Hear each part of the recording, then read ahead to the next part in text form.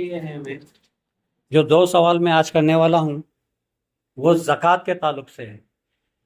मुझे बताएंगे कि हिंदुस्तान में मुसलमान की आबादी कितनी है? कौन बताएगा? एक रफ एस्टीमेट। नहीं पता? एक रफ एवरेज निकाला गया 20 करोड़ की। हिंदुस्तान में मुसलमान जो है वो गालिबन 20 करोड़ है, उसके ऊपर है, 20 करोड़ तो है ही। और क्या आपको पता है कि हिंदुस्तान में, सिर्फ हिंदुस्तान में ज़कात कितनी निकलती है? कौन बताएगा? नहीं ना। ये चीज़ों पे हमने कभी गौर नहीं किया। आज मैं जो खुलासा करने वाला हूँ आपके कान खोल देगा। और मुझे जैसा ताज्जुब में डाला है, मुझे उम्मीद है आप लोग भी ताज्जुब में आओ। हिंदुस्तान की टोटल आबादी एक एवरेज 20 करोड़ है। और हिंदुस्तान से जो ज़कात जमा होती है वो गालिबन 40,000 करोड़ से 75,000 करोड़ सिर्फ हिंदुस्तान में जमा होती है। पूरी दुनिया की बात नहीं कर रहा हूँ, सिर्फ हिंदुस्तान की बात कर रहा हूँ। तो अगर हम 20 करोड़ है और 40 से 75,000 करोड़ हमारी ज़कात निकलती है, तो एवरेज ले लेते हैं हम, चलो 35 करोड़। नहीं लेते 30 करोड़। नहीं, ज़कात हम 20 करोड़ ही पकड़ते हैं, जबकि कम से कम 40 करोड़ निकलती है। अब 20 करोड़ हम है और 40 करोड़ ज़कात निकलती है। अगर सही तरीके से बांटी जाए तो हर एक के पास कितना पैसा होना चाहिए?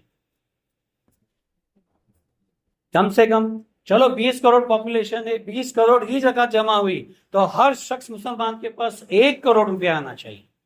मेरा पहला सवाल यह है कि यह पैसा कहां जा रहा है? यह गौर और फिक्र की बात है।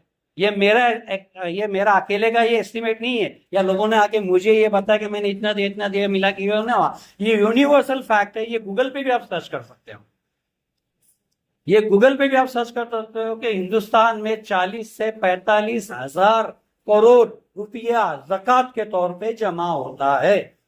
और मुसलमान की हिंदुस्तान में आबादी 20 करोड़ से 21 करोड़ है। तो सवाल ये उठता है कि 40,000 करोड़ रुपया 20,000 करोड़ में बांटना है, तो पैसा कहां गया? मैं देखता हूं, आप देखते हो कि ज़कात मांगने वाला हर साल ज़कात मांगता है। मदरसे वाले हर साल आपके पास आते हैं, स्कूल वाले हर साल आपके पास आते हैं। वो इंफरादी शख्स जो आपके पास ज़कात लेने पिछले साल आया था, ये साल भी वापस आता है। हालांकि उसके जेब में 1 करोड़ रुपया आना चाहिए था एक साल में। एक साल की बात कर रहा हूं, हर साल इतना पैसा जमा होता है। तो ये बहुत गौर फिक्र की बात है कि हमारा ज़कात का पैसा कहां जाता है। आप बोलोगे मदरसों में जाता है, बैतुल माल में जाता है, यूनिवर्सिटी में जाता है, हमका जगह जाता है, तो बचेला पैसा कहाँ जाता है? मैं उन लोगों के लिए ये आगाही या फिर ये क्वेश्चन मार्क रख रहा हूं कि आप सवाल कीजिए, जो पैसे देने वाले हैं, बराबर अमाउंट देने वाले हैं, और जो पैसे जमा करने वाले हैं, ये चीज पे गौर फिक्र करें अगले साल के लिए। अगले साल के लिए बैठ के अपने सर जोड़ें और हिसाब लगाए कि इतना पैसा हमारा कहाँ जा रहा है।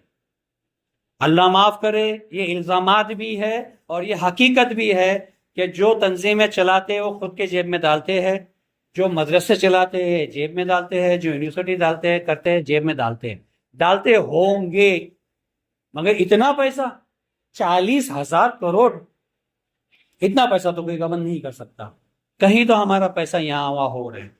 चलो, हमको ये भी मालूम है कि मांगने में बहुत से ऐसे भी गैर आते हैं जो बुरखा पहन के आते हैं, हमारे पैसे लेके जाते हैं। जो ज़कात की मुस्तहिक नहीं होते वो पैसा लेके जाते हैं, फिर भी 40,000 करोड़ हमारा कहाँ जा रहा है, ये सवाल उठता है। अब ये 40,000 करोड़ में से, चलो ये एक बात अलग है, मैं ये एक फिक्र दे रहा हूँ, एक सवाल रख रहा हूँ आप लोगों के आगे। जो देने वाले हैं वो अपने पैसे का हिसाब ले कि आपका पैसा कहाँ जा रहा है। टोटल 40,000 करोड़ हमारे हिंदुस्तान का पैसा कहाँ जा रहा है? अगर हक तरीके से बटा तो हर एक मुसलमान के पास कम से कम, नहीं दो तो 1 करोड़ रुपए का मालिक होना चाहिए। भीख मांगा कोई मुसलमान नहीं होना चाहिए।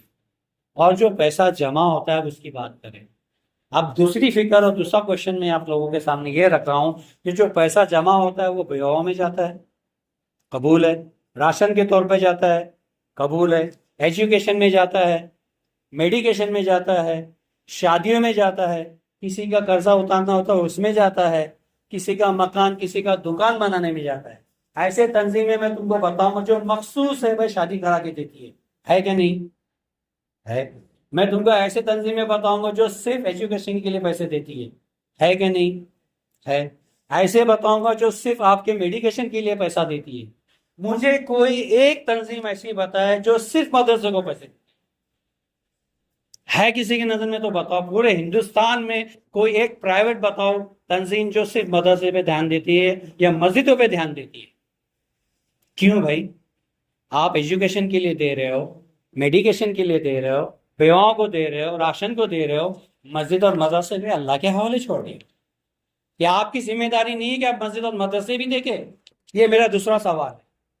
मदरसों का हाल आप जानते हो, खुद हिंदुस्तान में क्या हाल है आपको अच्छी तरह मालूम है। मैं ज्यादा इस पर तफसील नहीं करूंगा। एक लफ्ज बोलूंगा कि गैर तो इसको बंद करने के पीछे लगे हुए हैं। हमारे क्या कर रहे हैं? हमारे अपने क्या कर रहे हैं? आप में से मैं खुलेआम आपको क्वेश्चन करता हूं, आप में से एक जन हाथ उठा के बताओ कि हफ्तावार या महीनावार मदरसे को पैसे देता ही देता है। एक जन हाथ उठा के बताओ जो महीने में कम से कम एक बार मदरसे में पैसे देता है, चाहे अपने मोहल्ले का मदरसा हो। हम में ही कोई नहीं।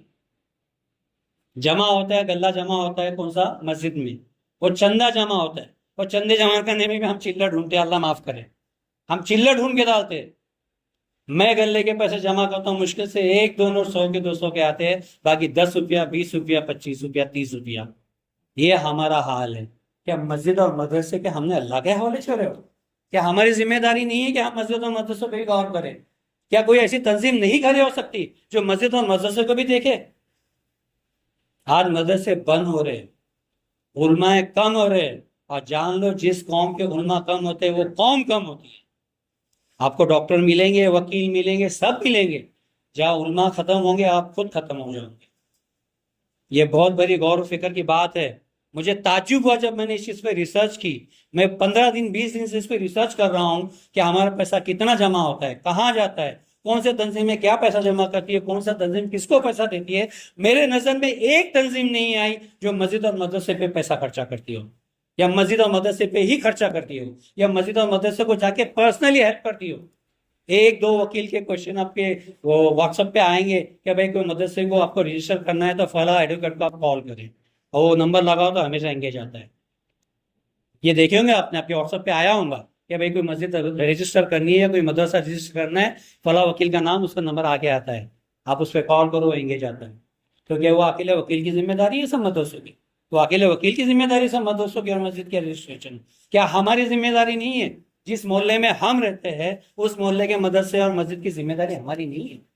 शादी के लिए तो हम बहुत पैसे जमा करते हैं, और शादी में तमाशा होता है, आपके पैसे फटाके में फूटते हैं, आपको बड़ा मजा आता है। मस्जिद में आजान नहीं होती, माइक खराब है तो कोई खड़ा नहीं होता कि भाई माइक का कुछ प्रॉब्लम है, चलो पैसा जमा करें। मस्जिद का तामीरी काम शुरू होता है। आप मेरे मस्जिद, इस मस्जिद के बात छोड़ो, मैं हर मस्जिद की बात करता हूँ, उस मोहल्ले में से इतना पैसा निकलना चाहिए कि बाहर के मोहल्ले के पैसे की जरूरत नहीं होना चाहिए। हर मोहल्ले में ऐसे शौकार है जो अकेला एक मस्जिद कायम कर सकता है, मगर नहीं करते। क्यों? अल्लाह के हवाले कर दिया। और शादी के लिए आपके पैसे निकलते, मेडिकेशन के लिए पैसे निकलते, किसी का कुछ झगड़ा हुआ, किसी को कुछ आजाद करना है, कोई जेल हुई तो उसको पैसे निकलते। अरे ठीक है निकालो, मैं मना नहीं करता, मगर मस्जिद और मदरसों का क्या? ये आपकी जिम्मेदारी नहीं है? यही दो सवाल लेके मैं खड़ा था। आज यही दो सवाल आपसे वापस रिपीट करूंगा, क्या हमारा 40,000 करोड़ रुपया कहां जा रहा है ज़कात का? और दूसरा, मस्जिद और मदरसे की जिम्मेदारी क्या आपकी नहीं है? मैं तो उन लोगों से कहूंगा बिलखुसूस जो पैसेदार हैं, जिसको अल्लाह ने नवाजा है, जो लाखों रुपए करोड़ों रुपए आप निकालते हो ज़कात के, तो क्या आपका काम नहीं है आप अपने अपने मोहल्ले के या अपने गांव के या अपने शहर के मस्जिद और मदरसों पे भी नजर डालो? ठीक है, ज़कात का पैसा मस्जिद में नहीं चलता, मदरसों का क्या? आज मदरसे ही बंद हो रहे हैं। मेन मस्जिद में जो इमाम आने वाला है वो मदरसे से आता है, मदरसा बंद हो रहा है। कल आपको लाले पड़ेंगे मस्जिद में आपके इमाम के लिए, कल मस्जिद में आपके वो मौलानाओं के लाले पड़ेंगे आपके बच्चों को मदरसे में अरबी पढ़ाने के लिए, कल लाले पड़ेंगे आपके शादी करवाने के लिए, आपको काजी नहीं मिलेगा। क्योंकि तंजीमें बंद हो रही है। कोई तंजीम ऐसी नहीं है जो मदरसा देख रहा है, और गवर्नमेंट खुद मदरसे बंद करने के लिए पीछे लगी है। दो तरफा मार्च है आज मदरसा, दो तरफा मार्च है। कम से कम एक तो हम नहीं रोक सकते, गवर्नमेंट को हम नहीं रोक सकते, तो क्या हम आगे बढ़ के उसको सपोर्ट नहीं कर सकते? मैं चाहता हूं आपका तवज्जो मदरसे की तरफ आ जाए, क्योंकि आपके ज़कात का पैसा भी वहां चलता है, और अल्लाह ने अगर नवाजा है, आपके पास अच्छा पैसा है, तो आपके मस्जिदों भी लगाव कर करे। जरूरी नहीं है लाखों रुपया कोई दे, जरूरी नहीं है 1,000 रुपया दे। यहाँ पे 150 आदमी जमा होता है, ये 150 में से अगर 10-10 रुपये भी जमा हो तो कितने होंगे? 1,500 तो जमा होंगे ना। महीना महीने के अगर 1500 जमा होते तो महीने के 6000 रुपये जमा होते हैं इस छोटी सी मस्जिद में। ये छोटी सी मस्जिद में 6000 रुपये हम जमा करने की कोशिश करते हैं, मगर इस मस्जिद में मैं कहता हूँ बिल्ला माशाल्लाह 800 से 1200 रुपये महीना जमा होता है। 800 से 1200 रुपया एवरेज बहुत गया तो 1500 रुपया इस मस्जिद में महीने में जमा हो सकता जाता है, जो कि एक हफ्ते में होना चाहिए। क्या हमारे जेब इतने सूखे हो गए? ये मैं अपनी मस्जिद की बात नहीं कर रहा हूँ, एक जलन एक क्या होता है, एक ऐलान कर रहा हूँ, एक खुला चैलेंज कर रहा हूँ सबके लिए। हमारे बच्चों के लिए हम 100 रुपया दिन का निकालते हैं, नहीं तो 50 रुपया तो कहाँ नहीं गया। मस्जिद में 50 रुपया हफ्ता नहीं दे सकते, लाले हैं इतने। क्यों? हमारी फिक्र ही खत्म हो गई। हमने इस्लाम के तरफ ध्यान देना छोड़ दिया। दुनिया हम पे इतनी हावी हुई है कि हम दीन को भूल गए, दुनिया में इतने मगन हो गए कि आखिरत भूल गए। अरे भाई, यहाँ 60 साल होंगे, 70 साल होंगे, 80 साल होंगे, उसके बाद क्या? आगे की जिंदगी के लिए भी थोड़ा जखीरा कर लो। अपने बच्चों को गोली चॉकलेट देते हो तो मस्जिद में भी कोई गोली चॉकलेट दे दो। नहीं गोली चॉकलेट तो उसका पैसा तो दे दो, एक 10-50 रुपया तो दे दो हफ्ता।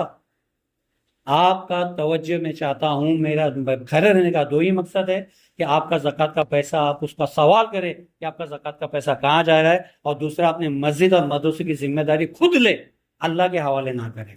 ये चीज़ों पे गौर करें। अस्सलाम वालेकुम रहमतुल्लाहि व बरकातहू।